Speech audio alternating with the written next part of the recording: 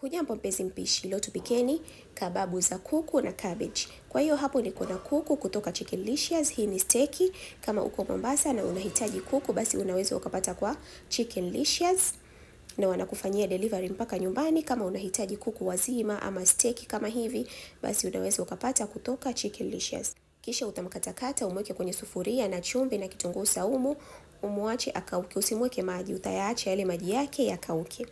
Na baada ya maji kukauka na kupoa, utaweka kuku kwenye chopa, uanze kumsaga kama hivi. Utamsaga uhakikishe anasagika vizuri kama hivyo mnavyoona hapo. Na kisha utaweka pembeni na uendelee na matayarisho mengine. Kwenye sufuria utaweka mafuta, kisha utaanza kukaanga kitunguu maji, pilipili boga na dania kama hivyo. Pia utaweka spices upendazo. Hapo niliweka pilipili manga, mdalasini, bizari nyembamba na chili flakes, lakini chili flakes sio lazima hata kidogo. Kisha utaweka cabbage ulilolikata nyembamba sana. Na pia utaweka chumvi, alafu utazipika hizi kwa muda mchache, usizipike sana. Cabbage halihitajiki kuiva, utaliacha libaki crunchy. Kwa hiyo utapika tu kwa sekunde kadhaa, na baada ya hapo utaacha ipoe, kisha utakuja uchanganye kwenye yule kuku uliyemsaga. Pia utaweka breadcrumbs kidogo kama vijiko vitatu, usiweke nyingi sana. Na utachanganya vizuri kama hivi.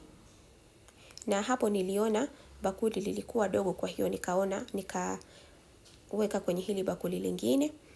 Utachanganya vizuri, kisha utakuja uweke yai moja na uendelee kuchanganya vizuri kama hivi.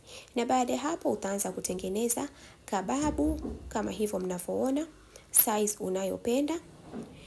Na kama mnavyoona hapo kababu ziko tayari kuchomwa. Kwa hiyo utapiga mayai na utaanza kuziweka zile kababu kwenye mayai, kisha utazipika kwenye mafuta yaliyopata moto vizuri.